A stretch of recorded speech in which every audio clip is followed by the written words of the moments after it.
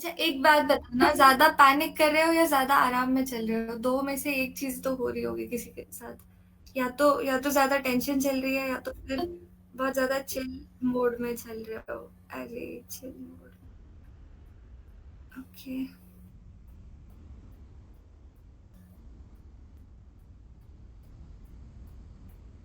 Okay. Okay. अच्छा, सबके कल वाले टास्क डन है ना, जो हमने कल डिस्कस किए थे? प्लान सब रेडी है? इमोशंस वाले पार्ट पे कर लिया कंट्रोल? अच्छे से लॉजिकल वाली डिस्कशन आप देख सकते हैं, समझ सकते हैं, सुन सकते हैं?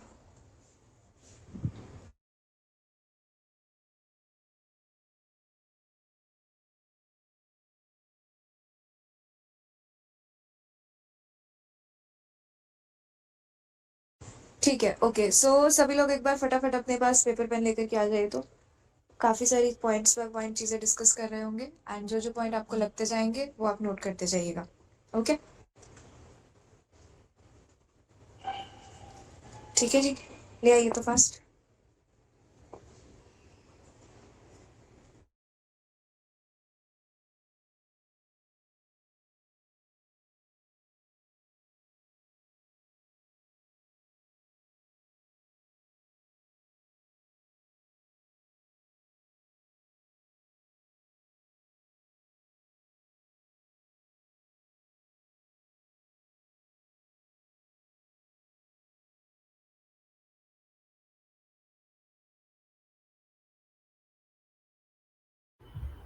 हाँ जी, करें शुरू? रेडी हो? जी, ठीक है जी। तो सबसे पहले तो मेरे को एक ये चीज़ बताओ कि कितने लोगों के साथ ऐसा हो रहा है कि मेंस के बाद, जैसे मेंस खत्म हो गया, उसके बाद जैसे एडवांस की चीज़ें शुरू की हैं, उसमें मोमेंटम नहीं बन रहा है। लाइक इनर्शिया फील हो रहा है, और ऐसा लग रहा है कि नहीं कर तो रहे हैं चीज़ें बट हो नहीं रही है, प्रोडक्टिविटी नहीं आ रही है। मतलब ऐसा होता है ना कि मेन से पहले तो एकदम फुल प्रोडक्टिव जा रहा है टाइम, सुबह लगे हैं पढ़ने, रात तक पढ़ रहे हैं, रिवीजन भी हो रही है, सॉल्विंग भी हो रही है, सब चीजें एकदम फ्लो में हो रही है। बट अब जैसे ही हम एडवांस में शिफ्ट हुए हैं, तब चीजें हो ही नहीं रही है। लाइक टाइम तो बहुत ज्यादा जा ही रहा है, और एफिशिएंसी लग रही है बिल्कुल नेगेटिव में चल रही है, ये फीलिंग आ रही है।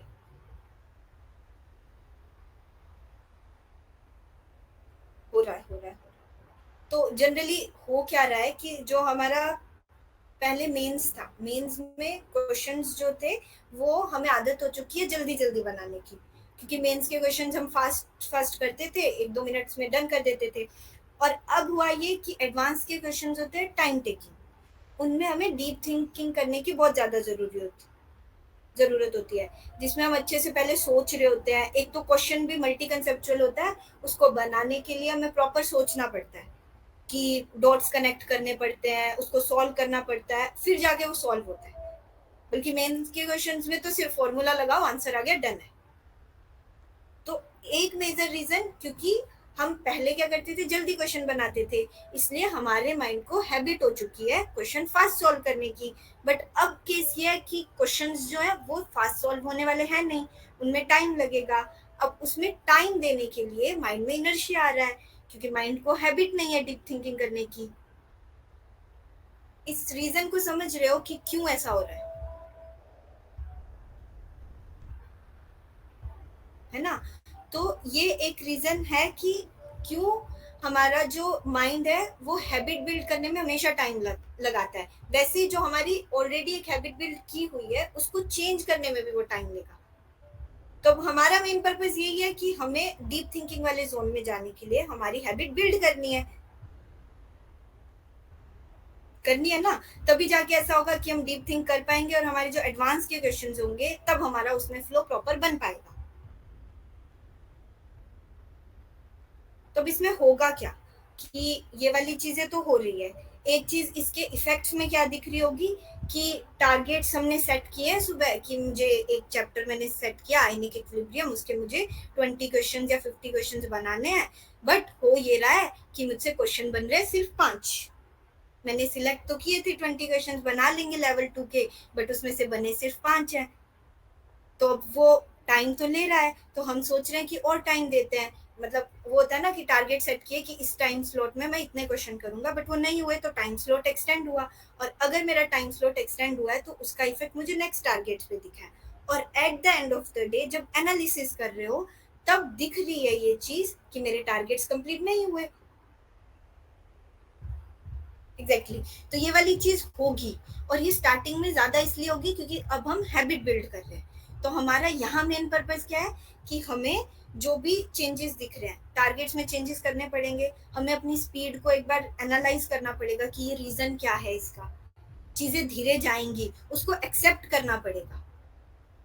क्योंकि अभी क्या होगा, क्यों धीरे जाएंगे, क्योंकि जो क्वेश्चन है ना वो समझ में नहीं आएंगे कि सोचूं कैसे।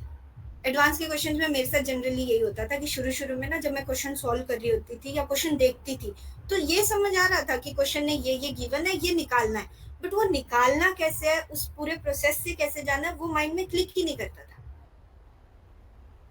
कि ये चीज को सॉल्व करने के लिए मैं किस डायरेक्शन में जाऊं ताकि क्वेश्चन सॉल्व हो जाए। और उसको सोचने के लिए, क्योंकि ऑब्वियसली हमारा मेन पर्पस इस टाइम पे रहना चाहिए कि मुझे क्वेश्चन के साथ फाइट करना है, और क्वेश्चन के साथ फाइट करने के लिए क्वेश्चन को टाइम देना पड़ता है, और टाइम जितना दे सकते हो प्रॉपरली उस पर डीप थिंक करो। अब आप डीप थिंकिंग कर रहे होगे तब बहुत बार ऐसा होगा कि आपने बहुत सारे तरीके सोच लिए कि ऐसे कर लूं, ऐसे कर लूं, इस अप्रोच से चला जाऊं या इस अप्रोच से चला जाऊं, बट वो बन ही नहीं रहा है, और उसकी वजह से टाइम तो ज्यादा गया ही गया, और दूसरे इनर्शिया आया कि इतना सोचने के बाद भी नहीं बन रहा है तो क्या करूं। और ये चीज कॉन्टिन्यूसली हो रही है इसलिए मोमेंटम नहीं बन रहा है, बट ये चीज नॉर्मल है, होगी ही, क्योंकि हैबिट नहीं है। हाँ, और जनरली आप देखेंगे ना तो आप जब मेन से एडवांस में शिफ्ट हो रहे हैं तो आपका वो जो डोपामाइन देता है ना कि हम क्वेश्चन सॉल्व कर रहे हैं, हम क्वेश्चन टिक कर रहे हैं और हम पा रहे हैं कि ये सही है, ये डोपामाइन वाला पार्ट कम होता है, पर वही आपको प्रोसेस में आपको सीखना है कि वही मैच्योरिटी है, वही मेंस से एडवांस शिफ्ट करने में जो आपकी मेंटल मैच्योरिटी आ रही है वो यही आ रही है कि आपके 3-4 लाइन में क्वेश्चंस नहीं बन पा रहे हैं, तो मेंस के टाइम पे आप फ्रस्ट्रेट हो जाएंगे कि अरे बाप रे, कुछ तो हो गया है कि ये वाला चैप्टर मुझे आता तो है पर ये 3-4 क्वेश्चन लाइन में नहीं बन रहा है तो कुछ तो गड़बड़ हो रही है, फिर आप वापस थियोरी पे जंप करेंगे। पर एडवांस में क्या हो रहा होगा, एडवांस में 3-4 क्वेश्चन ना बनना ठीक है, बहुत नॉर्मल चीज़ है। हो सकता है कि आपने एक लाइक 20-20 मिनट एक क्वेश्चन पे लगाया और उसके बाद भी आप देख रहे हैं कि आप कहीं-कहीं छोटे-छोटे लूप होल्स में फँस रहे हैं। पर यही सारी चीज़ें आपको नोट करते रहना है, रिपीटेड रिविजन्स करना है ये सारी चीज़ों पर कि जो छोटी-छोटी गलतियाँ हो रही हैं अगर आपने एक क्वेश्चन में मोस्टली मेरे टाइम पे ऐसा होता था कि जब मैं एडवांस का क्वेश्चन बना रही हूँ ना, तो मेरा सॉल्यूशन बहुत बड़ा होता था क्योंकि उसमें डिटेल्स इतनी ज़्यादा लिखती थी मैं कि वो एक क्वेश्चन भी मेंस के शायद 5 क्वेश्चन कवर कर लेता था। हाँ, तो वो जो मैच्योरिटी वाला फ़ेज़ है ना, वो आप अभी आप खुद ही रियलाइज़ कर रहे होंगे कि अगर आप सही प्रोसेस से चल रहे हैं, आप सही से एनालिसिस अपना स्ट्रॉन्ग रख रहे हैं, तो वो ऑटोमैटिकली आ रही है आपके अंदर वो मैच्योरिटी।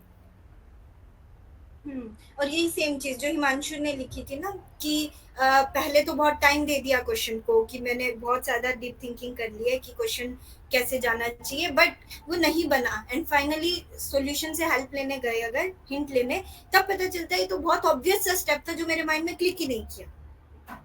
तो वो चीजें आपकी धीरे धीरे बिल्ड होंगी। जो एडवांस का पेपर होता है ना उसमें एनालिटिकल स्किल्स जो होती हैं वो डेवलप करनी पड़ती है, जो आप धीरे धीरे जैसे जैसे क्वेश्चंस के थ्रू जाओगे, आप उन्हें सॉल्व करोगे, उनके सॉल्यूशन से सीखोगे, तब धीरे धीरे वो आपका माइंड उस तरीके से सोचना शुरू करेगा, और जैसे ही वो सोचना शुरू करेगा कुछ टाइम के बाद आपका फ्लो अपने आप बनेगा।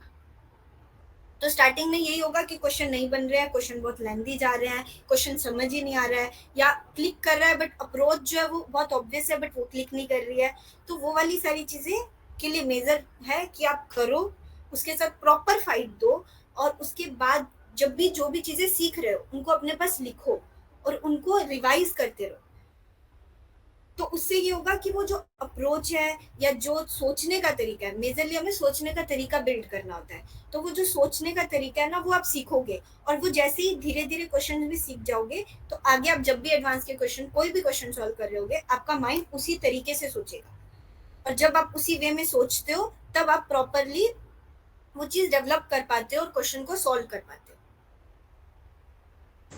और पता है क्या, ये जो पूरा प्रोसेस है ना, जो आप अभी तैयारी करोगे, इससे पहले भी आप एडवांस्ड की तैयारी कर रहे थे, ऐसा नहीं है कि आप एडवांस्ड की तैयारी नहीं कर रहे थे, पर अब जब सिंगल फोकस आपका सिर्फ एडवांस्ड के ऊपर है, मेंस वाली चीज़ें हट चुकी हैं, तो ये जो प्रोसेस है ना, ये आपको भरोसा करना सिखाएगा।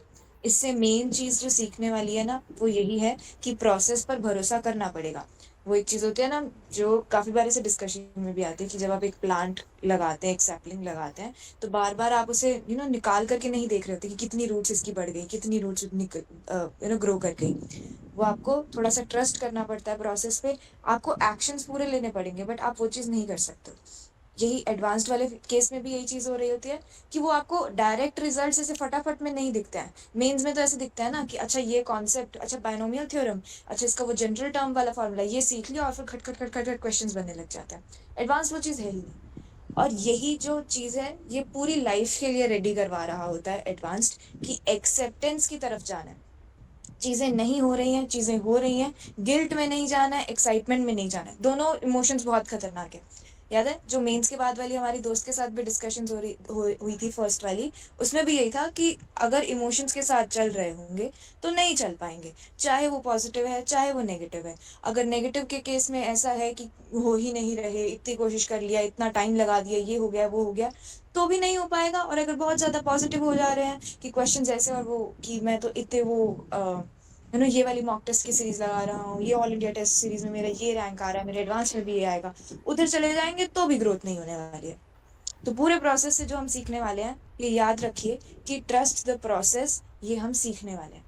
अदरवाइज अगर आप वो नहीं करेंगे तो आप जो भी अपना एक सपना देख रहे हैं, जो भी आप एक पोटेंशियल वाली चीज़ देख रहे हैं, जो आप जानते हैं, कहीं ना कहीं थोड़ा एक आइडिया होता है ना, या अगर खुद पे भी डाउट कर रहे हैं, तो आप जो भी चाह रहे हैं उससे आप खुद को ही बहुत दूर कर ले रहे हैं, और वो आप खुद कर रहे हैं, कोई और नहीं कर रहा है।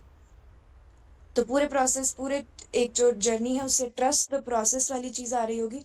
दूसरी ये चीज़ आ रही होगी कि एक्सेप्टेंस के साथ चलना है। कुछ गड़बड़ हो रही है, एक्सेप्ट करो, और उसके बाद इमोशंस में नहीं बहना है उस डायरेक्शन में कि ये मैंने कैसे कर दिया, या मैं तो ऐसे नहीं कर, जैसे आप में से काफी लोग नेगेटिव्स को लेकर के थे ना, जैसे पेपर में एग्जाम में नेगेटिव्स हुए, वो इमोशंस वाले पार्ट में नहीं जाना है। वो अगर आ रहे हैं तो ठीक है, बैठिए और इमोशंस वाले पार्ट को अलग कीजिए पहले। आप इमोशंस और लॉजिक दोनों साथ साथ नहीं चला पाएंगे, अभी उतनी हमारी ट्रेनिंग नहीं हुई होती है अपनी इमोशनल रेगुलेशन को लेकर के। अभी वो बिल्ड करना होता है with time, but for the start दोनों चीज़ों को अलग अलग करके रखिए। पहले पूरी सिचुएशन में से इमोशन को साइड कर लीजिए और फिर आराम से लॉजिक के बारे में सोचिए। एक्सेप्ट कीजिए ये हो गया है, इसको ठीक कैसे करें। प्लान आप देख रहे होंगे, आपने प्लान बनाया है ना, मेंस के बाद जिन जिन लोगों ने प्लान बनाया वो रियलाइज कर रहे हैं कि उन्होंने जितने दिन इस चैप्टर को अलॉट किए थे, जितने टाइम किसी चीज को अलॉट किया था या प्लान किया था कि ऐसा हो जाएगा या ऐसा हो जाना चाहिए एक हफ्ते के अंदर अंदर, वो नहीं हुआ। अग्री? नहीं हो पाया ना वो। तो फिर अप्रोच कैसे करेंगे? आगे भी आप लिख के ले लीजिए, जब तक आपका पेपर है या आगे इन जनरल लाइफ ऐसे ही होगा। आप कुछ प्लान करेंगे, रियलिटी में कुछ हो रहा होगा, तो फिर कैसे चलेंगे? यही चीज सीख रहे हैं आप। ओके, एक्सेप्टेंस की ओके ये हुआ है, रीजंस आइडेंटिफाई करने हैं कि क्यों, क्या ऐसा था कि मैंने बहुत ज्यादा मोटिवेशन में आकर के प्लान बनाया था कि ये भी हो जाएगा, ये भी हो जाएगा, ये भी हो जाएगा, बट अब मेरे को थोड़ा सा रियलिटी का पता चले। जैसे अगर किसी इंसान ने पहले रे ऑप्टिक्स सॉल्व नहीं करा हुआ है और उसे लग रहा है कि रे ऑप्टिक्स कर लेंगे, फोकस कर लेते हैं, हाई वेटेज वाला सेक्शन है ना, तो फिर उसने लिखा अपने टारगेट्स में कि 3 दिन, 3 में से 1 दिन थ्योरी पे करेंगे, 2 दिन प्रैक्टिस में निकल जाएगा और रे ऑप्टिक्स स्ट्रांग हो जाएगा। अब जब वो इंसान स्टार्ट करेगा तो वो रियलाइज करेगा ये चीज कि 1 दिन में रे ऑप्टिक्स की थ्योरी नहीं होने वाली है ना। अब प्लान चेंज करना पड़ेगा, मॉडिफाई करना पड़ेगा, उसमें डालना पड़ेगा, क्योंकि जो हमने नया सीखा है, हम चीजें सीखते जा रहे हैं ना, तो जब चीजें हम सीख रहे हैं, हमारा जो ये इवॉल्व्ड वर्जन है, वो बिना सीखे हुए वाले वर्जन के प्लान पर कैसे चलेगा? चल ही नहीं सकता है। और उसको चलाना क्यों है? जब आपने कोई चीज सीखी है तो उसको अप्लाई करेंगे, उसका फायदा उठाएंगे, सीखी ही इसीलिए है ना हमने। तो ये सब चीजें एक्सेप्टेंस वाली चीज हम कल वाली मीट में भी डिस्कस कर रहे थे कि इमोशंस वाले पार्ट में भी ऐसे होगा। अभी रिजल्ट आने वाला होगा मेंस का, और एक जब वो नंबर आपको मिल जाएगा ना कि हाँ ये रैंक है आपका, ये परसेंटाइल है आपकी, सबसे पहले आप खुद ही जज कर रहे होंगे।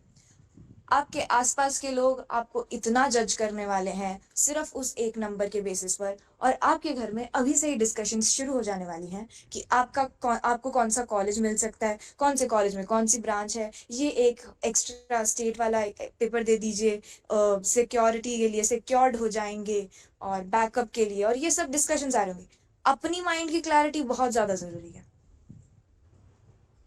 हमें अपने माइंड को इतना क्लियर रखना है कि किसी और के पर्सपेक्टिव से हम इन्फ्लुएंस नहीं हो। सीखने वाली चीजें तो ऑब्वियसली रहेंगी, कोई भी कुछ बोल रहा है ओके लीजिए, और अपना दिमाग लगाइए ना कि क्या ये सही है मेरे लिए। किसी की भी बातों पे आप ऐसे नहीं कर सकते हैं कि आपके अभी आसपास बहुत सारी ऐसी चीजें होंगी कि आपके पेरेंट्स चाहे लगा लीजिए, चाहे आपके कोचिंग वाले लगा लीजिए, टीचर्स लगा लीजिए, बहुत रैंडम चीजों में उलझ रहे होंगे और आपको उलझाने की पूरी कोशिश करेंगे। आप तभी उस उलझने से बच पाइएगा अगर आपके माइंड में क्लैरिटी है, अगर आपको अपने ऊपर भरोसा है, अगर आप अपने प्रोसेस पर भरोसा रखने की हिम्मत करते हैं, तभी आप कॉन्फिडेंस से बोल पाइएगा कि अभी इस डिस्कशन को रोकिए, कि मेंस तक ये हुआ है, ठीक है, हो गया जो हो गया, मैं आगे तैयारी कर रहा हूं और मैं ये कर रही हूं। Acceptance, actions. खुद के लिए इतना स्ट्रिक्ट होना पड़ेगा, हम कल भी यही बात कर रहे थे, खुद के गोल्स के लिए जो हम चाह रहे हैं उसके लिए इतना स्ट्रांग होना पड़ेगा। इमोशंस की गंगा में बह जाइएगा तो वापस नहीं आने का रास्ता फिर।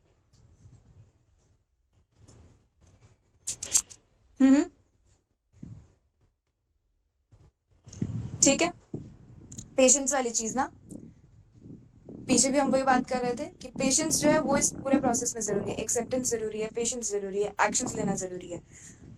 आपका प्लान नहीं फॉलो हो रहा होगा आगे, अभी सब्जेक्ट्स रिलेटेड भी जब बात कर रहे होंगे ना, आप खुद के ऊपर बहुत ज्यादा डाउट आ रहा होगा, बहुत चीजें ऐसे होंगी कि चलो एक तो हो गया कि एक्सटर्नली चीजों से परेशान हो रहे हैं, एक होता है इंटरनली अपने थॉट से ही बहुत अच्छे से परेशान हो रहे होंगे। वहां पर पेशेंस लाना है, अपने इमोशंस को रेगुलेट करना सीखना है, इमोशंस और लॉजिक को अलग अलग करके देखना सीखना है। ये सब साथ साथ ही चल रहा होगा, आप सिर्फ पीसीएम की तैयारी नहीं कर रहे हैं, और एडवांस तो सिर्फ पीसीएम से होने भी नहीं वाला है, क्योंकि अगर सिर्फ पीसीएम से होने वाला होता तो फिर वो 2 पेपर क्यों रख रहे हैं, बाकी सारे पेपर भी तो बोर्ड्स के एग्जाम है, स्टेट वाले एग्जाम्स है, वो भी तो 3 घंटे के पेपर में पीसीएम चेक कर ले रहे हैं, एडवांस जैसे क्यों करता है। तो सिर्फ पीसीएम की गेम तो नहीं है ना, लाख चीजें चेक होने वाली है, लाख चीजें डेवलप करनी पड़ेगी, और वो सब जरूरी है, सिर्फ एडवांस के लिए नहीं, आगे लाइफ के लिए जरूरी है। ठीक है, अभी थोड़ा सा एकेडमिक वाले पार्ट को टच कर लें। आपने जो प्लान बनाया कल, उसको इन पॉइंट्स पर, इन पैरामीटर्स पर चेक करिएगा तो ठीक है। तो सबसे पहली चीज कि हम हर जगह जहां पर भी डिस्कशन देख रहे थे वो वीकनेस के रिलेटेड हो रहे होते हैं, कि अपनी वीकनेस को स्ट्रांग करो, अपनी वीकनेस को उस पर काम करो, स्ट्रेंथ बनाओ, आपके जो भी जिस चीज में आप वीक है उसे स्ट्रांग कीजिए। बट एक्चुअली में पूरा सिस्टम फ्लॉड इस चीज पर आ जाता है कि फिर जो हमारी ब्लेसिंग है, जो हमें चीज ऐसे एज वाली मिली हुई है, जो हमारी स्ट्रेंथ है, हम उसे भूल ही जाते हैं। अपने मेंस के टाइम पर भी ये किया ना, काफी सारे लोगों ने किया कि किसी चीज को हमने स्ट्रेंथ बनाया था, किसी चैप्टर को हमने स्ट्रेंथ बनाया था, बट उसके बाद फिर हम वीकनेस को इतना स्ट्रांग बनाने में लग गए कि हम स्ट्रेंथ ही भूल गए, और वो चैप्टर भी हमने वीक कर लिया, है ना। और वो फिर कॉन्फिडेंस भी बिगाड़ता है, और ऑब्वियसली आपका एक ओवरऑल चीज भी वो भी बिगाड़ ही रहा है ना। तो एडवांस्ड का स्पेसिफिकली और इन जनरल लाइफ का हमेशा अपनी स्ट्रेंथ पर खेलिए, हमेशा। ठीक है, और इसमें इस रियलिटी के साथ एकदम क्लैरिटी के साथ जाइए कि किसी भी इंसान के तीनों सब्जेक्ट्स स्ट्रांग नहीं हो सकते हैं, और इस चीज को एज अ चैलेंज लेने की जरूरत नहीं है कि मेरे से पहले तक तो नहीं किया है, किसी भी स्टूडेंट ने नहीं किया है, पर मैं करके दिखाऊंगा, मैं गलत प्रूव करके दिखाऊंगा। नहीं, एकदम लॉजिकली चलिए ना। पूरा ऐसे physics as a sphere, chemistry as a sphere, maths as a sphere, कितनी ह्यूज वैरायटी वाली चीजें हैं, तीनों अलग अलग चीजों में अगर देखिए कैसे हो सकते हैं तीनों चीजें स्ट्रेंथन। ठीक है, सबसे पहले इस क्लैरिटी के साथ कि तीनों सब्जेक्ट सेम लेवल पर नहीं होते हैं। जनरली लोगों का जो होता है वो एक स्ट्रॉन्ग सब्जेक्ट होता है, ठीक है, और फिजिक्स और मैथ्स स्पेसिफिकली ऐसा रहता है कि हम शुरू से ही एक की तरफ हमारा ज्यादा अलाइनमेंट होता है। कोई भी इंसान जो अगर थोड़ा सा आप पहले से तैयारी कर रहे हैं, पहले से इन द सेंस जैसे नहीं कि 1.5-2 साल से, अगर आपने खुद को जाना है इस जर्नी में, तो आपको पता होता है कि फिजिक्स और मैथ्स की किस तरफ हल्का सा इंक्लिनेशन है हमारा, और एक हम केमिस्ट्री को स्ट्रॉन्ग बनाने की कोशिश करते हैं, क्योंकि हाई रिटर्न्स रहता है, आरओआई बहुत सही रहता है कि इनपुट थोड़ा कम देना पड़ता है बट आउटपुट बहुत सही मिलता है। ऐसे चाहे वो इनऑर्गेनिक वाला सेक्शन हो जाए, चाहे वो ऑर्गेनिक वाला सेक्शन हो जाए, बहुत फास्ट चीजें होती हैं। फिजिकल वाला पार्ट थोड़ा सा मैथ से रिलेटेड हो जाता है और लॉजिक भी लग जाता है, तो रिटर्न सही रहते हैं। तो जनरली सब लोग एक तो अपना आइडेंटिफाई कीजिए कि सबसे स्ट्रॉन्गेस्ट सब्जेक्ट कौन सा है, वही स्कोर पर, वही सब्जेक्ट पर आप पूरी गेम खेल रहे होंगे, वो ही सब्जेक्ट होगा जो आपके स्कोर को सबसे ज्यादा मैक्सिमाइज कर रहा होगा। और इसमें कुछ गलत नहीं है, किसी का केमिस्ट्री से हो रहा है, किसी का मैथ्स से हो रहा है, किसी का फिजिक्स से हो रहा है, कुछ फर्क नहीं पड़ता है, ठीक है। एक चीज तो ये, और जो दूसरा सब्जेक्ट है हमारा, उसको हमें थोड़ा सा एक अपर एज पर लेकर के आना है, या होता है जनरली आप उसमें जो काम कर रहे होंगे वो उसी हिसाब से कर रहे होंगे, एकदम क्लैरिटी के साथ कि ये दो सब्जेक्ट है मेरे जिनको मैं एकदम ऐसे अपने, एक को लेफ्ट हैंड एक को राइट हैंड बना करके जा रहा हूँ। और एक जो हमारा तीसरा सब्जेक्ट होगा वो एक जनरली रहता है कि थोड़ा जिससे डर लगता है, या जिसके सवाल, जिसका कॉन्सेप्ट पता होता है लेकिन फिर भी क्वेश्चंस नहीं बन रहे होते हैं, है ना। तो उस सब्जेक्ट को लेकर के भी आगे बात करते हैं, पर अपना जो प्लान है वो अच्छे से रिव्यू कीजिए कि ऐसा तो नहीं है कि आपने तीनों सब्जेक्ट में, चाहे कॉन्फिडेंस है नहीं है आपको, क्योंकि सबसे तैयारी किसको पता है, मेरी तैयारी कैसे हुई है किसी दूसरे इंसान को कैसे पता हो सकता है, मेरे को किस क्वेश्चन में किस टॉपिक में कॉन्फिडेंस फील होता है वो दूसरे इंसान को कैसे पता हो सकता है, मेरे अलावा तो मेरे साथ कोई रहा ही नहीं है ना। ठीक है, तो वो आपको देखना पड़ेगा आप किस चीज के साथ कैसे जाने वाले हैं। आप अपने प्लान में वैसी चीजें इंक्लूड करिए, अपने जो भी आप 2 सब्जेक्ट्स के साथ जा रहे हैं उसमें प्लान आउट करिए चीजों को, कौन से सेक्शन के साथ जाने वाले हैं, और इन 2 में अच्छे से मेहनत करिए। और जो दूसरा होता है, एक जो हमारा लास्ट वाला सब्जेक्ट रहता है, उसमें कट ऑफ को लेकर के बहुत ज्यादा डर रह रहा होता है कि कट ऑफ भी क्लियर होगी या नहीं होगी। ऐसे तीनों सब्जेक्ट्स की कट ऑफ क्लियर करनी होती है ना, एक सब्जेक्ट कट ऑफ भी होती है एडवांस्ड में। तो तीनों जो थर्ड सब्जेक्ट रहता है उसको इतना हम करेंगे, ऐसा नहीं है कि बिल्कुल ही खत्म कर देना है कि एडवांस के पेपर तो 2 ही सब्जेक्ट का, नहीं, वो 3 सब्जेक्ट का है, तीसरे वाले में से भी कुछ उठाना है, एटलीस्ट उसकी कट ऑफ तो क्लियर करनी है ना। बट इस सब में इंपॉर्टेंट क्या आ जाता है, clarity of mind, acceptance, trust the process, और शांत होकर के करना है, कंपोजर के साथ करना है, फोकस के साथ करना है, सिंगुलैरिटी के कॉन्सेप्ट के साथ करना है कि चाहे आप फोकस कोई भी चीज कर रहे हैं सिंगुलर फोकस के साथ करिए, ऐसे नहीं करिए कि पूरा दिन बैठे हुए तैयारी को लेकर के, आपको भी पता उसका कुछ फायदा नहीं है। आप जो टाइम दे रहे हो फोकस के साथ करो। वो लाइन है ना, फोकस्ड फूल या डिस्ट्रैक्टेड जीनियस, ऑलवेज फोकस वाला इंसान।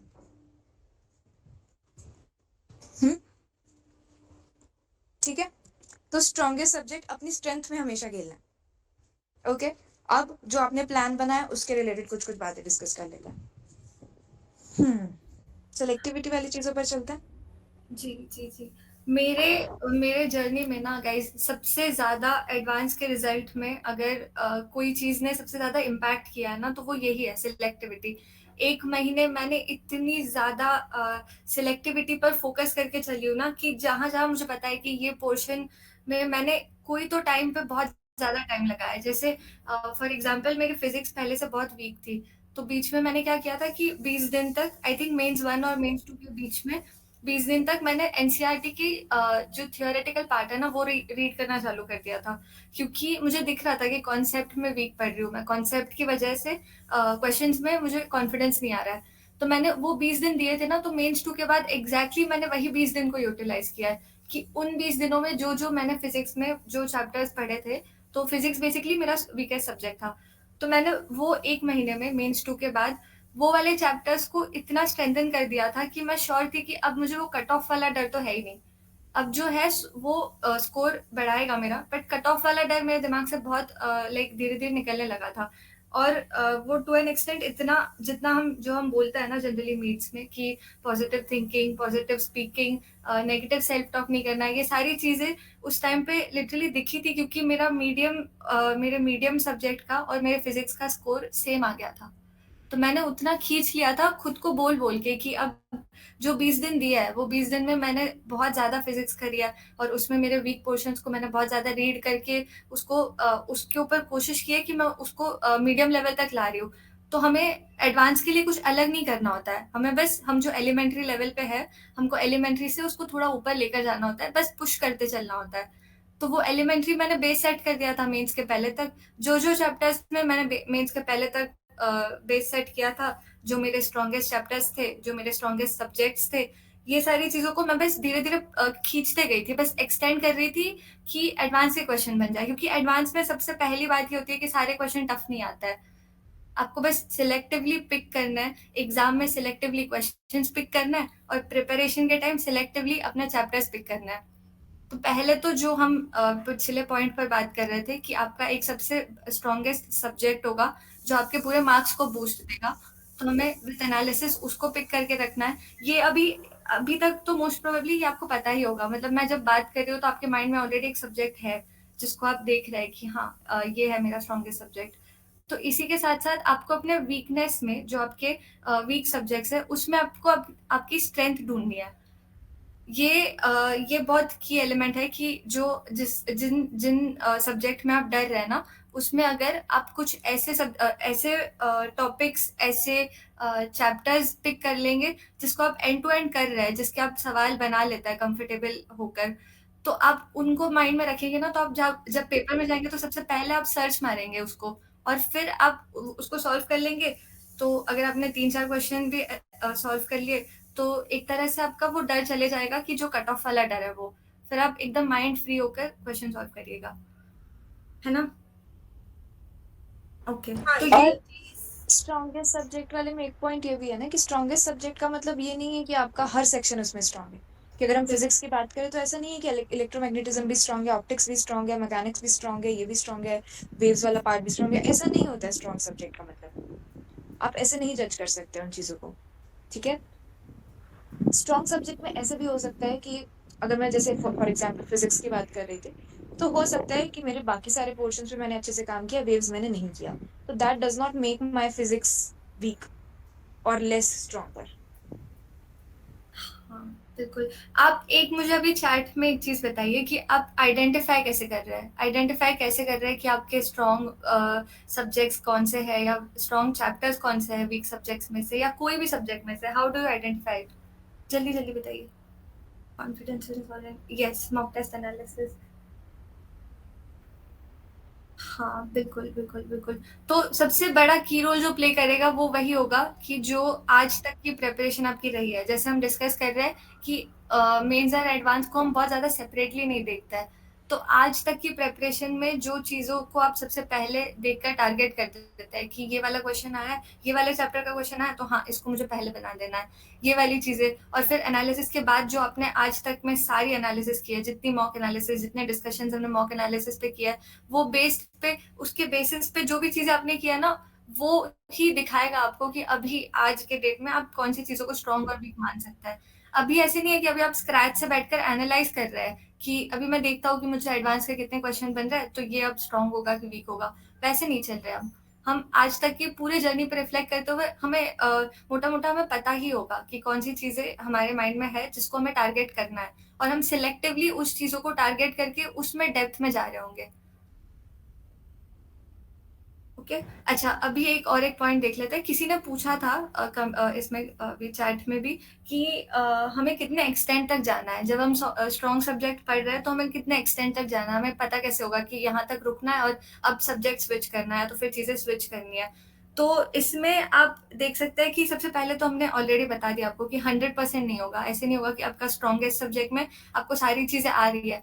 वैसे तो हम नहीं बोल रहे हैं। पर आप पीवाईक्यूज़ के हेल्प से आप बहुत सारी चीज़ें एनालाइज़ कर सकते हैं। जैसे अगर आप एडवांस का कोई पीवाईक्यू एज़ अ मॉक दे रहा है, तो आपको ऐसे लग रहा है कि एक सब्जेक्ट में कंसिस्टेंटली आपका स्कोर वैसा चल रहा है जिसमें आप कट ऑफ भी नहीं क्लियर कर पा रहे हैं, बाय चांस आपको ऐसे लग रहा है, तो आप ऑफ कोर्स उसमें आप ज़्यादा टाइम दे रहे होंगे ना। आप उसको छूटने नहीं देंगे बिल्कुल भी। तो हर दिन अगर आप मान लो ये सब्जेक्ट मैथ्स है, तो मोस्ट प्रोबेबली आप ट्राई कर रहे होंगे कि आप हर दिन मैथ्स कुछ तो पढ़ ही रहे हैं, कुछ तो एक पोर्शन है, कुछ तो एक चंक है, जिसको आप अपने शेड्यूल में रख रहे हैं और उसके साथ-साथ फिज़िक्स और केमिस्ट्री में आप शिफ्ट करते चल रहे हैं। और वो आप तब तक कर रहे हैं जब तक आप देख रहे हैं कि एक सिग्निफिकेंट इंक्रीज़ हो गई है जिसमें आपका कट ऑफ वाली चीज़ें अब नहीं आ रही है ना? और इसमें ऐसा भी है ना कि जैसे आप अपनी प्रिपरेशन में कहीं पर भी किसी भी स्टेज पर, ये आप बहुत ध्यान से अभी सुन लीजिए, आप अपनी प्रिपरेशन में किसी भी स्टेज पर हल्के से भी डाउटफुल होते हैं, चुप करके अपना एडवांस्ड के पीवाईक्यूज उठाइए और वो क्वेश्चन सॉल्व कर लीजिए, वो आपको रियलिटी चेक दे देंगे। रियलिटी चेक से क्या मतलब है कि क्योंकि अभी आप ऐसे ना, ऐसे रहता है मीन्स के बाद आप भी एक टेस्ट सीरीज उठा लेते हैं रिपीटेड इंस्टीट्यूट की ऐसे करके, तो आप टेस्ट सीरीज उठा लेते हैं, कई जगह पर क्वेश्चंस बहुत इजी कंपैरेटिवली रहते हैं, कई जगह पर तो एकदम की प्रो लेवल मैक्स जा रहा है कि ओलंपियाड के क्वेश्चन यहाँ से आएंगे वाला चीज़ हो जाता है। तो रियलिटी चेक होना ज़रूरी है कि एडवांस्ड के क्वेश्चंस जो आ चुके हैं वो बन रहे हैं क्या हमसे। हमने सबसे फर्स्ट मीटिंग में जब हमारे वो काइजन के एलिमेंट्स हमने डिस्कस करे थे, उसमें हमने पीवाईक्यूज को इंक्लूड किया था। आप में से लोगों ने नहीं दिए हैं पीवाईक्यूज, है ना। चाहे आपने अपने लिए कैटेगरी बी सेलेक्ट करी थी कि हाँ 5 पेपर दे रहे होंगे, नहीं किया है ना 5 पेपर अभी तक। 5 में से आप लेस देन 50% भी लगा लीजिए, 2 पेपर भी कर लिए, जो मेन से पहले तक हिसाब बन रहा था, 2 पेपर हो गए हमारे।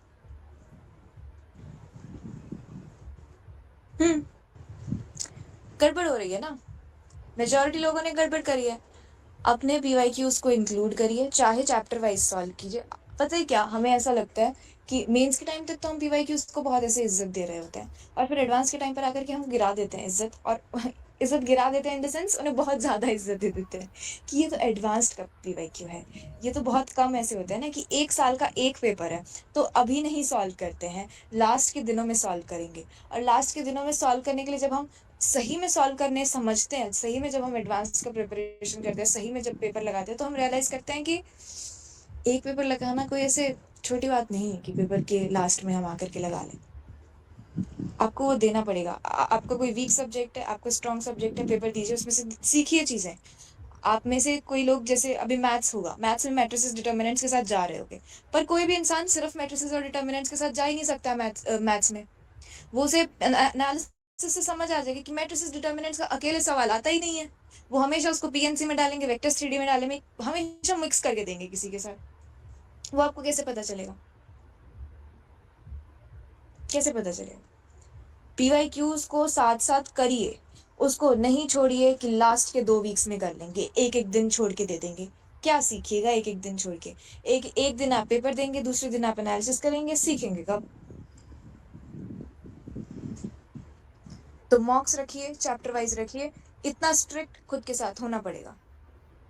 बड़ी चीज की तरफ एम कर रहे हैं तो ऐसे उतना ही स्ट्रेंथ के साथ खुद को, जितनी बड़ी चीज के लिए हम एम कर रहे होते हैं उतनी ही स्ट्रेंथ के साथ खुद के माइंडसेट को संभालना पड़ता है, खुद की प्रोक्रेस्टिनेशन को रोकना पड़ता है, खुद की लेजीनेस को रोकना पड़ता है, खुद के नेगेटिव सेल्फ टॉक को रोकना पड़ता है। हाँ, वो जो नॉन नेगोशिएबल्स थे वो लास्ट में ही करेंगे ना आप। वो तो आपका ऐसे फाइनल ऐसे पॉलिश हो रही होती हैं चीजें कि तुमने पूरी जर्नी जी है, अब बताओ।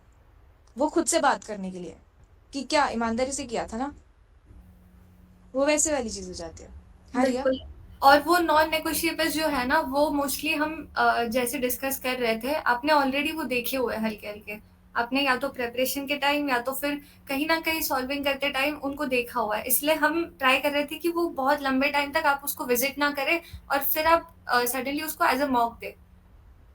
ये था ना हमारा थॉट? हुँ। और ये पीवाईक्यूज वाली चीज जो है ना, ये सबसे इम्पोर्टेंट होगी आपकी एनालिसिस के लिए। मैंने इसको यूज ऐसे किया था, सेम मेरा जो वीक सब्जेक्ट था वो था फिजिक्स। तो फिजिक्स में मुझे सिलेक्टिवली चीजें चूज करनी थी, तो मैंने मेंस के बेसिस पे मेरे जो मॉक्स थे या वो चीजें थी उनसे एनालाइज किया हुआ था कि मेरा इलेक्ट्रोमैग्नेटिज्म वाला पार्ट ठीक है, मुझसे क्वेश्चन बनते हैं, बट अब उसको मुझे एडवांस में लेके आना था कि वहां पे भी मैं इस पे ज्यादा एफर्ट्स देके इसको इम्प्रूव करूँ। तो उसके बाद मैंने ये किया, क्योंकि एडवांस के क्वेश्चन सिर्फ एक चैप्टर के बेस्ड तो होंगे नहीं, वो मल्टी कंसेप्चुअल होंगे, तो मैं PYQs के थ्रू जाती थी, क्वेश्चंस बनाने की कोशिश करती थी कि इसमें क्या क्या यूज हुआ है, तो वहां से मुझे कंसेप्ट पता चलते थे और मुझे ये चीज पता चलती थी कि कहाँ से चीजें कनेक्ट होंगी और कौन सी चीजों पे मुझे काम करना है। तो वो हिंट मैं PYQ से लेती थी कि क्या कंसेप्ट है, किस चीज पे काम करने की जरूरत है, देन मैं उन कंसेप्ट को स्ट्रॉन्ग करके सॉल्विंग करती थी। तो ये वाली चीज आपको पहले खुद से एनालाइज करनी सबसे ज्यादा इम्पोर्टेंट है, फिर उस पर काम किया जाएगा। समझे?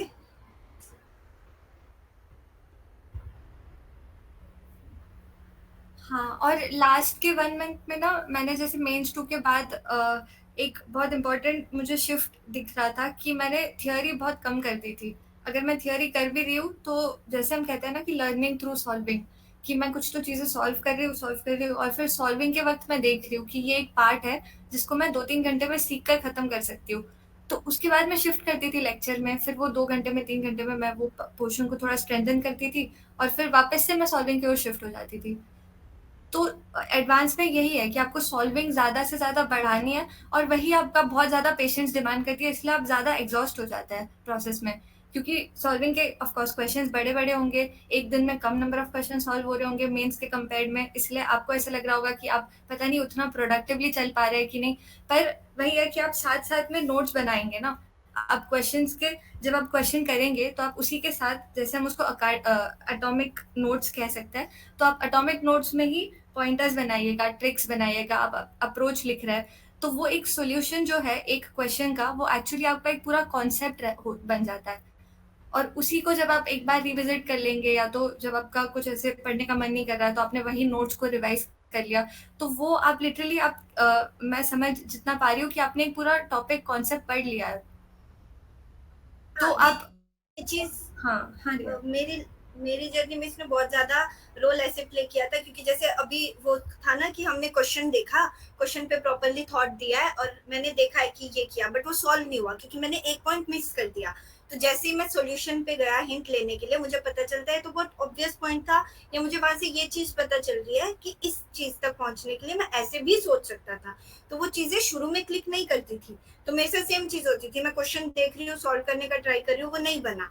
देन मैंने जब सॉल्यूशन से हिंट लिया बहुत टाइम देने के बाद, एक तो मैं एडवांस के क्वेश्चन में बहुत पेशेंस की जरूरत है, उस पेशेंस को डेवलप करना है। ऐसा नहीं करना है कि क्वेश्चन नहीं बन रहा है तो डायरेक्ट ही सॉल्यूशन पे जाओ।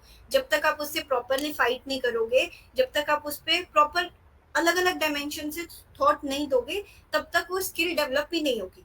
उस एनालिटिकल स्किल को डेवलप करने के लिए डीप थिंकिंग बहुत जरूरी है। उसको करने के बाद जो आप चीज सीख रहे हो उसको एनालाइज करना है। तो मैं जैसे ये चीजें करती थी, मैंने क्वेश्चन देखा, क्वेश्चन सॉल्व करने की ट्राई किया, कुछ कुछ किया, वो किसी स्टेज तक पहुंचा है या सॉल्व नहीं हुआ है, देन मैंने सॉल्यूशन से अगर सीखने की कोशिश की, तो वहां से मुझे नए पॉइंट्स पता चलते थे कि अच्छा इसको ऐसे भी कर सकते थे, इस चीज को ऐसे कनेक्ट करना था, तब जाके होता है। क्योंकि बहुत बार क्वेश्चन में होता है ना, जो फॉर्मूला हम यूज कर रहे होते हैं वो क्वेश्चन में डायरेक्टली यूज नहीं होता है, उसको कनेक्ट करके पहले कुछ फाइंड करना होता है, फिर वो यूज हो रहा होता है। तो वो वाली चीज शुरू शुरू में मुझे पता ही नहीं थी ऐसे होती है। तो जैसे ही मैंने वो पता की, मैंने उस पॉइंट को अपने पास लिखा। तो जैसे हमने मिस्टेक नोटबुक का डिस्कस किया हुआ है कि हमने मिस्टेक नोटबुक बनाई है जिसमें हम हमारी मिस्टेक्स को पॉइंट की फॉर्म में लिखते हैं, तो वैसे ही मेरे पास 3 छोटी छोटी नोटबुक्स थी, फिजिक्स केमिस्ट्री मैथ तीनों के लिए, जिसमें मैं कोई भी चैप्टर उठा रही हूँ, जिसकी प्रॉपर सॉल्विंग कर रही हूँ, वहां से मुझे जो भी नए पॉइंट्स मिले हैं, जो मैंने आज सीखे हैं, जिनको सोचने का तरीका मैंने सीखा है, मैं उसको अपने वर्ड्स में वहां लिख लेती थी कि इस क्वेश्चन को सॉल्व करने के लिए ये चीज सोचनी थी या ये वाला फॉर्मूला सोचना था। तो वो चीजें धीरे धीरे इकट्ठी होंगी आपके पास, प्रॉपरली आपके पास एक चैप्टर के एटॉमिक नोट्स भी बन जाएंगे जो आपकी रिवीजन में भी हेल्प करेंगे, और जिससे आपकी जो अप्रोचेज हैं वो बिल्ड होंगी। क्योंकि पहले ही दिन या कुछ ही 3-4 दिनों में आपने क्वेश्चन सॉल्व कर लिए, अप्रोचेज देख ली, उससे बिल्ड नहीं होगी। वो टाइम टेकिंग प्रोसेस है, उसमें टाइम लगेगा, और वो टाइम अच्छे से यूज तभी होगा जब आप सीख रहे हो, सीखने के बाद उसको रिवाइज भी कर रहे हो, उसको ध्यान में भी रख रहे हो। क्योंकि अगर आपने एक बार देख लिया कि अच्छा ऐसे ये सॉल्व हुआ और बाद में उसको रिविजिट नहीं किया, तो उसका कोई फायदा नहीं है, क्योंकि आप उसको भूल जाओगे। तो अच्छा, और इसमें एक चीज़ की क्लैरिटी आपको रखनी है कि सारे क्वेश्चंस के लिए ये प्रोसेस नहीं है। ऐसे नहीं है कि एडवांस के सारे क्वेश्चंस इतने टफ है कि आपके एकदम बड़े-बड़े नोट्स बन रहे होंगे हर क्वेश्चन से रिलेटेड, और हर क्वेश्चन से रिलेटेड आप बहुत सारी बातें सीख रहे होंगे। और यही सिलेक्टिविटी का सबसे इम्पोर्टेंट एलिमेंट यही है कि सारे क्वेश्चंस ऐसे नहीं होते हैं। जैसे मैं पेपर बनाती थी, तो मुझे बहुत क्लियरली याद है कि एक सर्टेन नंबर ऑफ क्वेश्चंस हमेशा होते थे जो मैंने एक गो में ही बना लिया। और ऐसे क्वेश्चंस भी होते थे जो एकदम मेंस टाइप के थे। उस टाइप के कि आप नहीं बना पा रहे, आप कुछ चीज़ों में फँस रहे हैं, पर वो एक आध छोटे पॉइंट की वज़ह से फँस रहे होंगे, या तो कुछ चीज़ें ऐसी होंगी जो रिविज़न में, रिकॉलिंग में गड़बड़ हो गई होंगी, या फिर कैलकुलेशन एरर्स हो गए होंगे। ये सारी चीज़ें भी होती हैं। तो हर क्वेश्चन को आप उतना ज़्यादा एक्सट्रीमली टाइम दे रहे हैं, और हर क्वेश्चन को मान लीजिए कि वो एक ईज़ियर साइड का क्वेश्चन होगा, पर जस्ट बिकॉज़ कि आपने अपने माइंड में ये सारी चीज़ें रखी हुई है कि एडवांस के क्वेश्चंस तो बहुत बड़े होते हैं, बहुत इंपॉर्टेंट होता है, और आप उसके ऊपर आधा घंटा लगा ले रहे हैं। ये एरर नहीं कीजिएगा। ये आपको खुद से एनालाइज़ करना है, और आपको खुद से इन्फॉर्मेशन रखनी है कि कौन से क्वेश्चंस हैं जिसको हम फास्टर कंप्लीट कर सकते हैं, कौन से क्वेश्चंस को हम जल्दी नोट पे कंप्लीट कर सकते हैं, और कौन से क्वेश्चंस को हमें ज़्यादा टाइम देना है ताकि हम उसके सारे डिमेंशंस को कवर कर लें। है ना? हाँ, प्रीडिफाइंड माइंडसेट के साथ कभी भी क्वेश्चन को सॉल्व नहीं करना है कि एडवांस का है तो टफ ही होगा या लेंदी ही जाएगा। सिलेक्टिविटी इंपॉर्टेंट है। एडवांस के पेपर में बहुत क्वेश्चंस होते हैं, तो हमारा मेजर पर्पस ही ये होना चाहिए कि मुझे वो क्वेश्चन चूज पहले करना है और उनको सॉल्व करना है। तो ये सेम अप्रोच आप मॉक टेस्ट में लगाते हो कि पहले इजियर क्वेश्चन पे जाएंगे, फिर मीडियम पे, फिर डिफिकल्ट पे। ये सेम चीज आपको नॉर्मल प्रॉब्लम सॉल्विंग में प्रैक्टिस करना स्टार्ट करनी है। ठीक है जी, अभी थोड़ा सा वीक सब्जेक्ट वाले पोर्शन पर चल लें। तो स्ट्रेंथ वाले पे हमने बात कर ली। स्ट्रेंथ पे लगा लीजिए, चाहे आप आपके दो, एक जो आपका प्राइमरी सब्जेक्ट होगा और एक आपका जो दूसरा सब्जेक्ट होगा, उसमें चीजें हमने डिस्कस की। वीक सब्जेक्ट जनरली वो होगा जिसमें कि कट ऑफ क्लियर होने का भी डर लगता है, और उसमें आप ये रियलाइज करेंगे कि आपको थ्योरी आती भी है, आपने प्रैक्टिस करी भी हुई है, आपको सब पता है कि ये लॉजिक लग सकता है, पर जब क्वेश्चन की फॉर्म में वो सामने आता है, जब क्वेश्चन सामने आता है, तो एक अजीब तरीके का डर लगता है और लगता है कि गलती हो जाएगी और नेगेटिव जाएगा। जनरली वीक सब्जेक्ट के साथ हमारा माइंडसेट ही ऐसे बन जाता है कि हम इतने टाइम से तो उसको ठीक करने की कोशिश कर रहे थे, अभी तक हुआ ही नहीं है, तो वो सब्जेक्ट की वजह से ही कुछ चीजें हैं, ऐसे करके हमारा हो जाता है।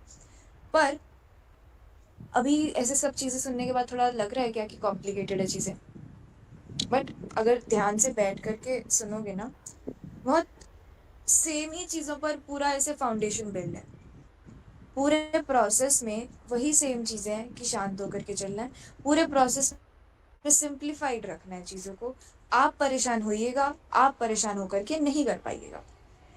सिंपल लॉजिक चलता है किसी भी सिचुएशन में, या तो आप परेशान हो सकते हैं या आप उस पर काम कर सकते हैं। अगर आप उस पर काम कर रहे हैं तो आप उसकी वजह से परेशान नहीं होंगे। एक चीज ये रहती है। तो वीक सब्जेक्ट की केस में भी आपको कट ऑफ क्लियर करनी है। अगेन इसमें भी सेम फंडा आएगा। हमने ओवरऑल में सबसे पहले स्ट्रेंथ सब्जेक्ट, स्ट्रॉन्ग सब्जेक्ट अपना चूज किया, वो हो गया हमारा। अब वीक सब्जेक्ट है तो वीक सब्जेक्ट में से भी स्ट्रॉन्ग चीजें उठा लीजिए। वीक सब्जेक्ट पूरा का पूरा तो ऐसा नहीं होगा ना कि पूरा ही नहीं हो पा रहा है, कुछ तो होगा। केमिस्ट्री का सेक्शन है तो होगा कि ऑर्गेनिक, इनऑर्गेनिक, फिजिकल में से कुछ एक चीज अच्छी लगती होगी। मैथ्स है तो कोई एक सेक्शन होगा, पीएनसी होगा या मैट्रिसेस डिटर्मिनेंट्स होगा, बायनोमियल वाला सेक्शन होगा, 11th वाले क्वाड्रेटिक वाले अलजेब्रा वाला पोर्शन होगा। किसी को कोऑर्डिनेट में मजा आता है, किसी को कैलकुलस वाले पार्ट में मजा आता है। कुछ तो होगी ऐसी अच्छी चीजें, है ना। कोई तो एक स्ट्रेंथ होगी। फिजिक्स वाले पार्ट में जाइएगा, उसमें भी कुछ तो ऐसे सेक्शन होता ही है। वो सेक्शन को उठाइए, उसको और अच्छे से कर लीजिए, पॉलिश कर लीजिए उसको अच्छे से। एक सेक्शन और उठा लीजिए जिस पर आप काम कर सकते हैं। जैसे हमने ओवरऑल एडवांस्ड में के उसमें सेलेक्ट किया ना कि एक वो जो हमारा प्राइमरी है जिसमें हमें स्ट्रांग लगता है, और दूसरा वो जो कि ठीक है, कॉन्फिडेंस ऐसा नहीं है कि बुरा है। वो ही सेम लॉजिक पहले हमने पूरे मैक्रो लेवल पे लगाया, फिर अब माइक्रो लेवल पे वीक सब्जेक्ट में लगा दीजिए कि वीक सब्जेक्ट में भी स्ट्रांग वाला कौन सा है, प्राइमरी वाला कौन सा है, और उसमें भी थोड़ा दूसरे वाला जिसमें थोड़ा सा काम कर लेंगे तो हो जाएगा वाली चीजें। सेम लॉजिक मैक्रो और माइक्रो में वो अप्लाई हो जाएगा। ठीक है, एक चीज ये। और दूसरा चीज ये कि कट ऑफ से परेशान नहीं होना है। जितने भी स्टूडेंट्स से इंटरेक्शन रहा है हमारा, या इन जनरल जब आपको तैयारी करते हुए देखते हैं, तो एक चीज ना ये बहुत सामने आती है। हमने भी वो अपने अपने टाइम पर वो गलती करी है, और फिर उसके बाद हमने अपने आसपास भी वो गलती करते हुए देखा है कि वीक सब्जेक्ट का डर बहुत ज्यादा होता है।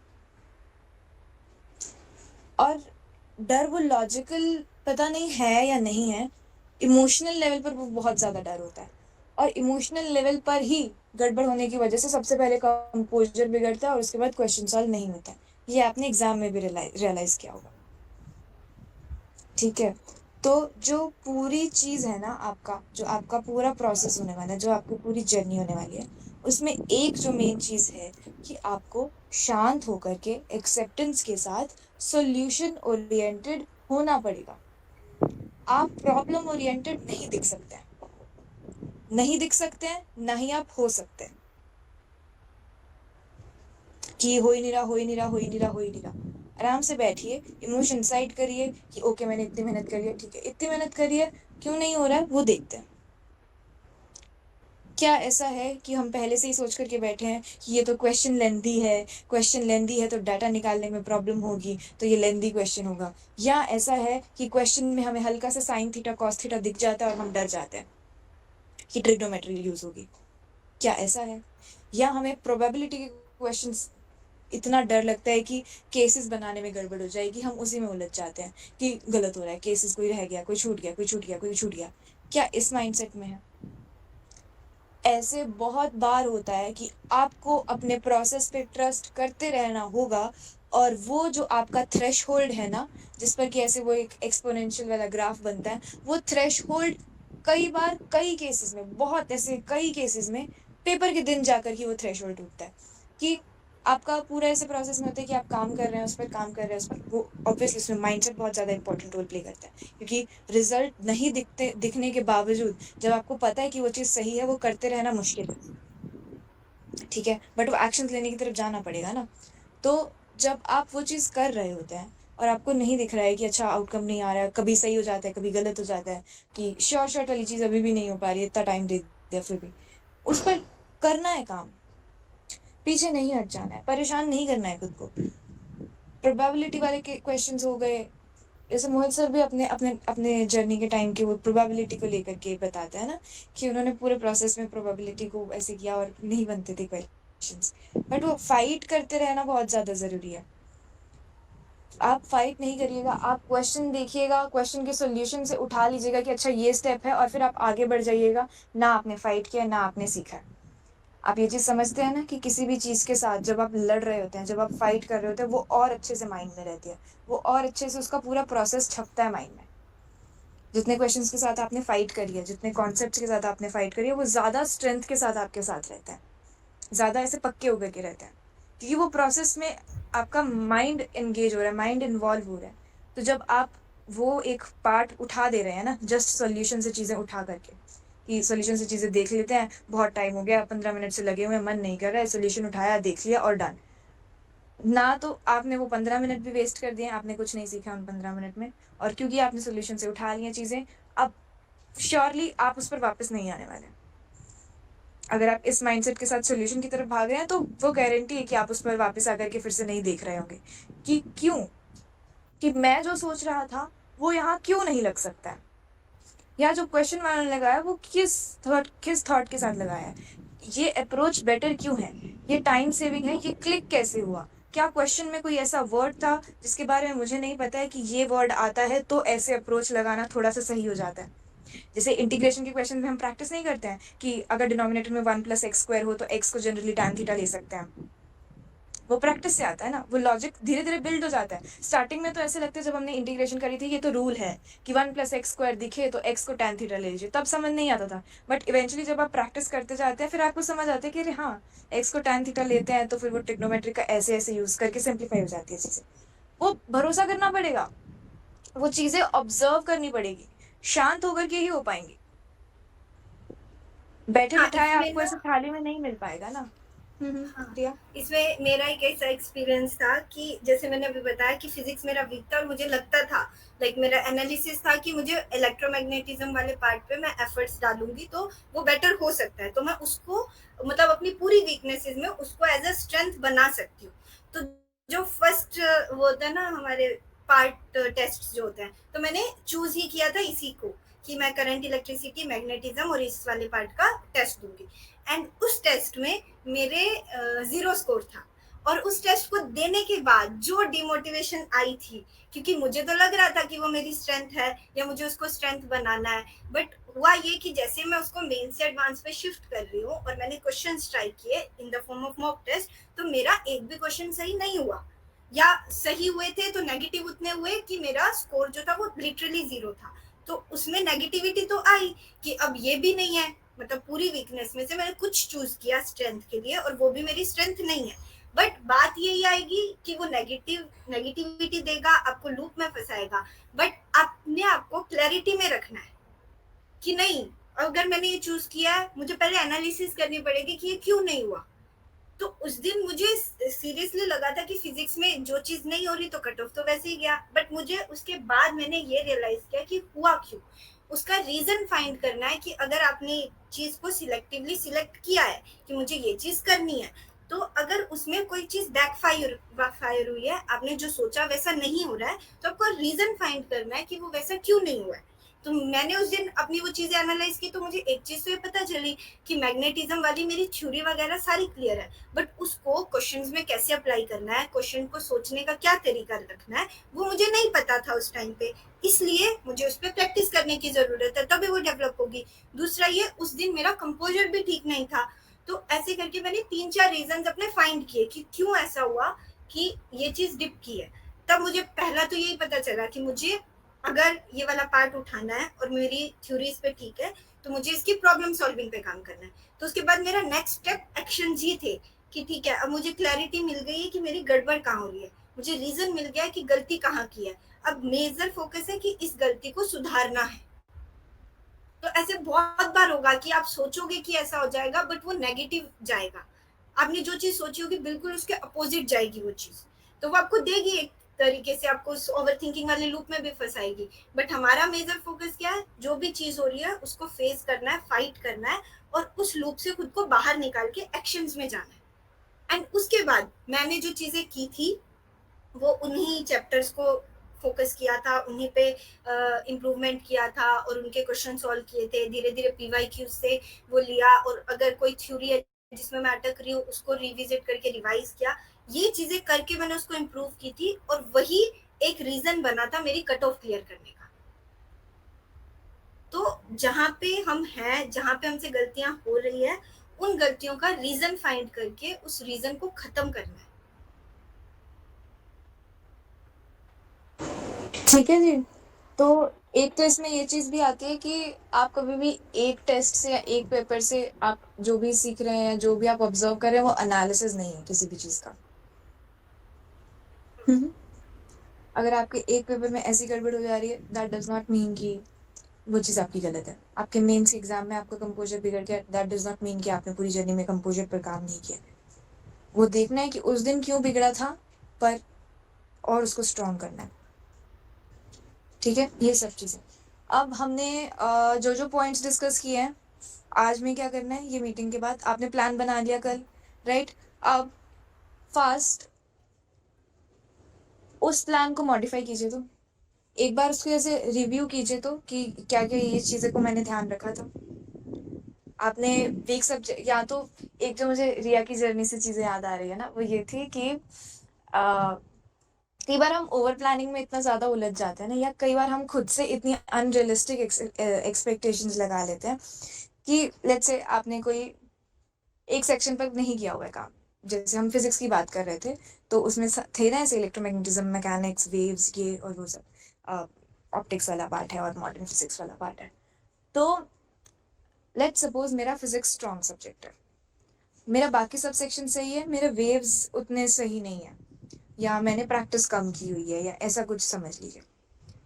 या मेरी थ्योरी भी उसमें ऐसे, आपके उसमें भी होगा कि ऐसे सेक्शन होगा जिसके आपको लगता होगा कि इसकी मेंस लेवल तक की थ्योरी मेरी सही है। एक ये आप बहुत वर्ड यूज़ करते हैं कि मेरी मेंस लेवल तक की थ्योरी सही है, बट एडवांस के लिए थ्योरी के लिए क्या करें, ये भी होता है ना?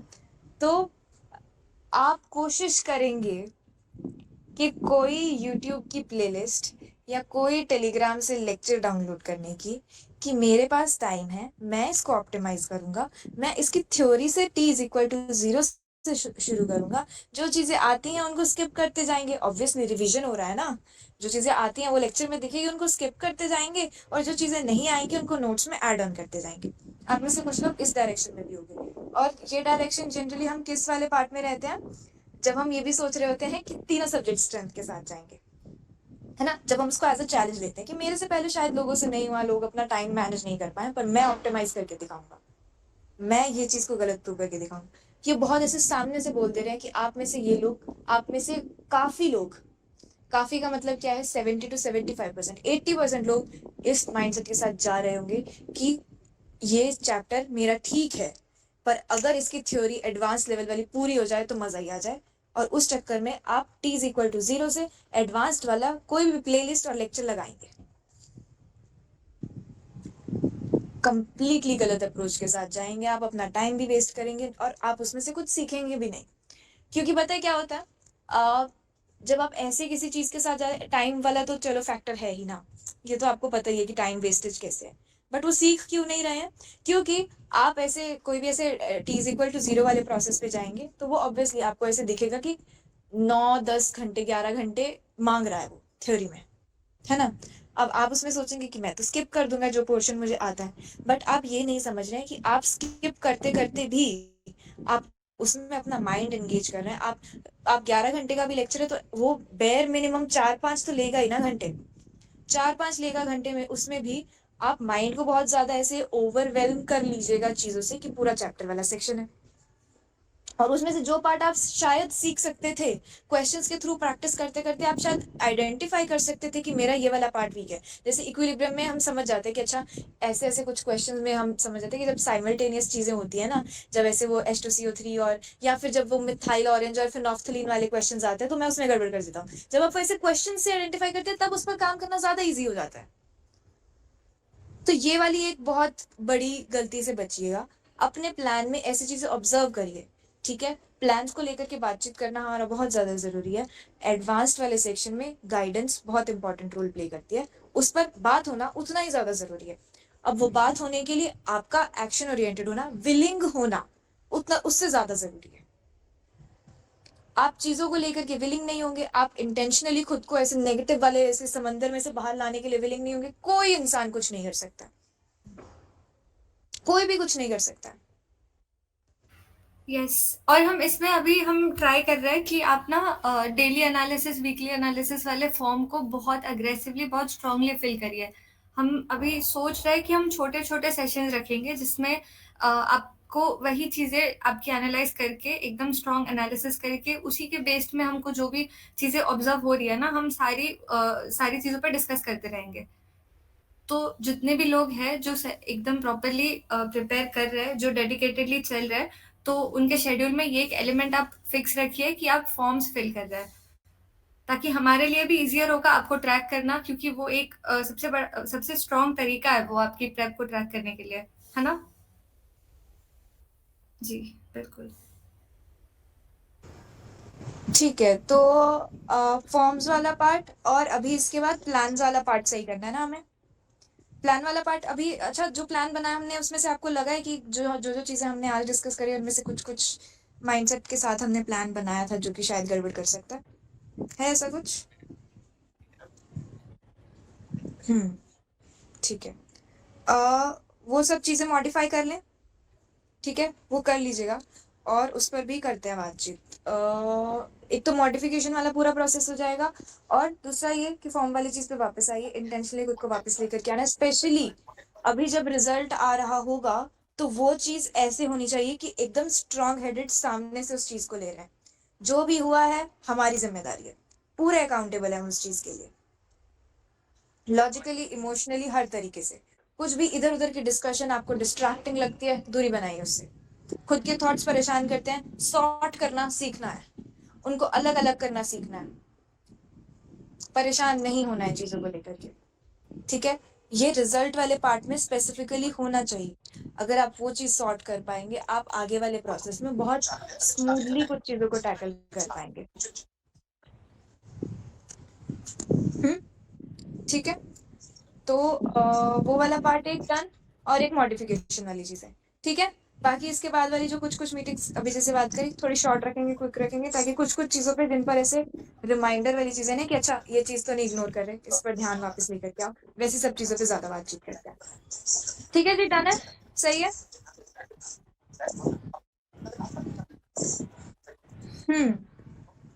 ठीक है, स्लाइड्स, अच्छा हाँ एक बार स्लाइड्स काइजन पर ही शेयर कर देंगे। ओके, अभी रैप करते हैं फिर। अपना पूरा प्लान मॉडिफाई कर लीजिए और सॉर्ट कर लीजिए, और एक्शन वाले मोड में ज़्यादा रहिए। स्लीप शेड्यूल वाला पार्ट भी वो भी सही करना है, इग्नोर हो रहा है, थोड़ा सा गड़बड़ हो रही है। ठीक है जी, ओके चले रैप करें। और ओके सुकृति, हम स्लाइड्स शेयर कर रहे हैं, ओके? स्लाइड्स शेयर कर देंगे। और इसी के साथ अगर आपको कभी ऐसे होता है कि आपको कोई पार्ट ऑफ डिस्कशन वापस से सुनना है, क्योंकि ऐसे तो नहीं है कि आप एक बार सुनने में सारी चीज़ें इतने पक्के से माइंड में बैठ जाएगी कि उसको एक बार भी रिविज़िट करने की ज़रूरी नहीं है। तो अगर आपको ऐसा लग रहा है कि कोई एक पार्ट है जो आपको फिर से सुनना है, फिर से ये वाली चीज़ें आपको जाननी है और आपको उसके बारे में फिर से एक बार लाइक रिकॉल करना है, तो हम जनरली इसकी रिकॉर्डिंग अपलोड कर रहे होते हैं बीइंग आईटीएन पे। तो आप वहाँ जाकर वो चीज़ें रेफ़र कर सकते हैं, ठीक है? डन है? ओके। बल्कि उसके कमेंट्स में ना वो एनवायरनमेंट थोड़ा सा क्रिएट कीजिए, जो आप चीज़ें सीख रहे हैं ना उसको लेकर के, बिकॉज ऑब्वियसली आप और कोई तरीका है ही नहीं जिससे आप ग्रेटफुल हो सकते हैं पूरी चीज़ों को लेकर के। यस, ठीक है, ओके चलो रैप करें फिर। जी, बिल्कुल। Good night, all the best, take care, ख्याल रखिए अपना, और एक्शंस वाले जोन में जाते हैं, इंटेंशनली नेगेटिविटी को थोड़ा खत्म करते हैं। ठीक है, बाकी हाँ जो क्वेरीज आपको आ रही है ना वो सारी वाजिब है, उन पर हमने लेकिन डायरेक्टली इनडायरेक्टली बात कर लिया। अब आपका काम होना चाहिए कि आप पहले वो क्वेरी को सोचें, समझें और अपना एक सोल्यूशन बनाएं और क्वेरी फॉर्म में डालिए, बिंदास डालिए। वापस से ऑडियोज वाले पार्ट पर चलते हैं और इस बार थोड़ा सा वैसे भी चल लेते हैं कि अच्छा हाँ ये एक ऐसे सोच रहे थे और एक ये सोल्यूशन इसका है, बट इसको ऐसे भी बेटर कर सकते हैं, वो वाला पार्ट भी कर लेते हैं। ठीक है जी, okay bye bye, take care, good night, ख्याल रखिए अपना।